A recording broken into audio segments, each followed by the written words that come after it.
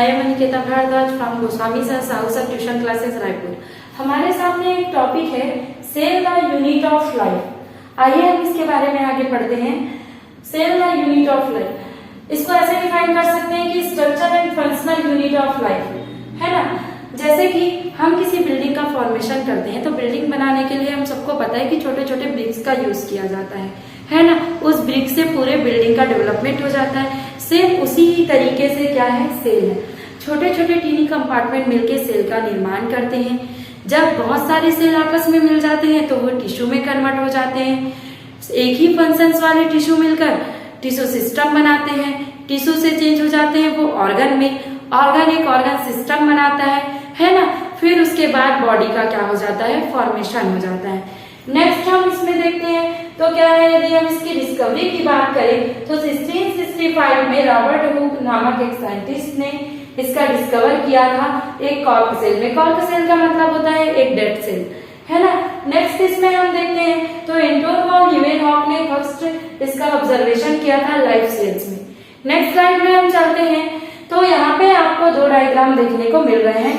एक है plant cell and second है एनिमल सेल। इसमें आपको काफी सारे डिफरेंस देखने को मिलेंगे और काफी सिमिलरिटीज देखने को मिलेंगी। हमें इसकी क्लियरिटी हो जाएगी जब हम इसका स्ट्रक्चर पढ़ते हैं। नेक्स्ट चलते हैं हम स्ट्रक्चर ऑफ सेल में। तो the structure of cell there are following organelles. मैंने यहाँ पे एक वर्ड यूज किया ऑर्गेनेल्स। तो ऑर्गेनेल्स का मतलब क्या होता है ना।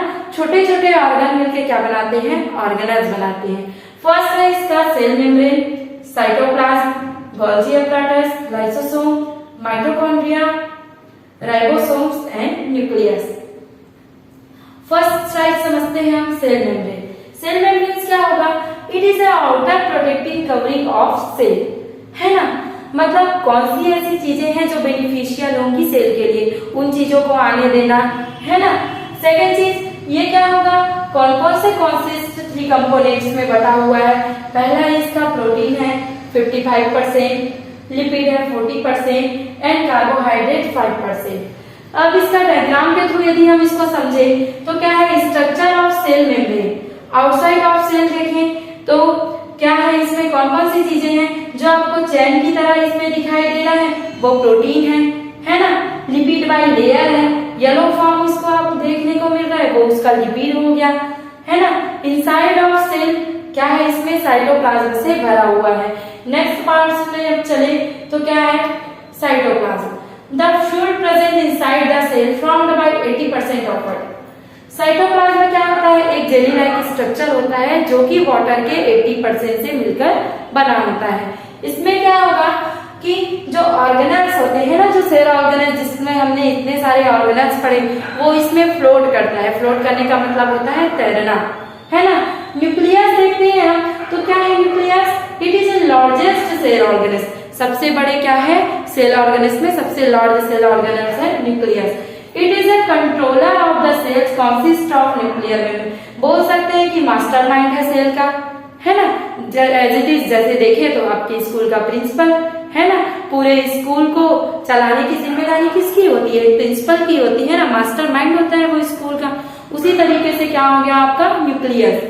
अब इसका डिस्कवर किया रॉबर्ट ब्राउन ने, है ना। नेक्स्ट चलते हैं हम न्यूक्लियस के फंक्शंस को लेके कि क्या क्या काम होता है न्यूक्लियस का। क्या करेगा वो, एक सेलुलर एक्टिविटी में कंट्रोल करेगा, जितने भी जेनेटिक आपके मटेरियल्स होंगे उसमें फॉर्म करेगा, है ना। सेल के डिवीजन में हेल्प करता है, आरएनए का सिंथेसिस करता है। ये सारे काम किसके होंगे, न्यूक्लियस के होंगे, ठीक है। नेक्स्ट इसमें देखते हैं, नेक्स्ट स्लाइड में चलते हैं तो गोल्जी बॉडी। गोल्जी बॉडी का जो डिस्कवर किसने किया, कैमिलो गोल्जी नामक एक साइंटिस्ट थे जिन्होंने 1898 में क्या किया, इसका डिस्कवर किया।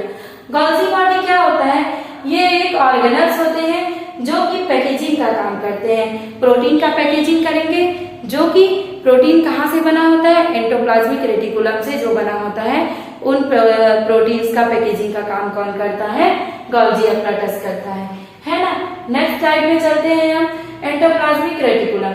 एंडोप्लाज्मिक रेटिकुलम क्या होते हैं, इनसाइड द सेल मेम्ब्रेन होते हैं, जो मॉलिक्यूल से होते हैं, है ना। मॉलिक्यूल्स इसमें 2 टाइप के होते हैं, एक होता है रफ एंडोप्लाज्मिक रेटिकुलम और सेकेंड होता है स्मूथ एंडोप्लाज्मिक रेटिकुलम।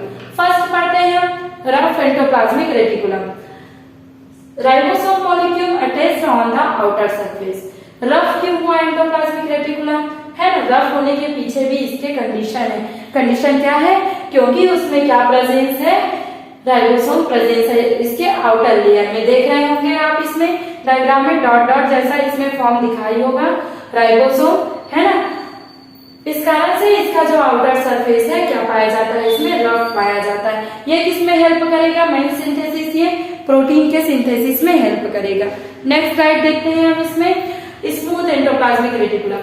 अब smooth ribosome molecule do not attach on the outer surface, मतलब इसमें राइबोसोम क्या है? अटैच नहीं है, इस कारण से ये क्या होगा? स्मूथ होगा, है ना। जब आपके टॉक्सिक सब्सटेंस का डिटॉक्सिफिकेशन होता है ना, टॉक्सिक सब्सटेंस जब डिटॉक्सिफिकेशन होता है तो उस चीज में हेल्प करने का काम कौन करता है? स्मूथ एंडोप्लाज्मिक रेटिकुलम करता है। कई सारे सिंथेसिस में जो नॉन प्रोटीन होते हैं, है ना, जब इसमें हम यहाँ पे इसी चीज से समझ सकते हैं कि राइबोसोम प्रेजेंट नहीं है, मतलब ये नॉन प्रोटीन का सब्सटेंस करेगा, है ना। लाइक देखिए इसमें लाइकस स्टेरॉइड हार्मोन हो गया एंड कोलेस्ट्रॉल हो गया। नेक्स्ट सब्सटेंस, नेक्स्ट में चलते हैं हम नेक्स्ट स्लाइड में। माइटोकॉन्ड्रिया। माइटोकॉन्ड्रिया क्या होता है? इसका फर्स्ट डिस्कवर किया था अल्बर्ट वॉन कोलिका ने 1857 में। क्या होता है? ये पावर हाउस होता है किसी सेल का, है ना। क्या प्रोड्यूस करेगा माइटोकॉन्ड्रिया? एटीपी प्रोड्यूस करता है ना, जो कार्बोहाइड्रेट, प्रोटीन और लिपिड तीनों कंपार्टमेंट से मिलकर बना होता है माइटोकॉन्ड्रिया। यहाँ पे देखें हम इसमें, तो इसमें इंटरमेम्ब्रेन स्पेस पाया जाता है, क्रिस्टी पाया जाएगा, फॉर्मेशन पाया जाएगा, मैट्रिक्स पाया जाता है। मैट्रिक्स इसमें क्या होता है? एक जेली लाइक स्ट्रक्चर होता है।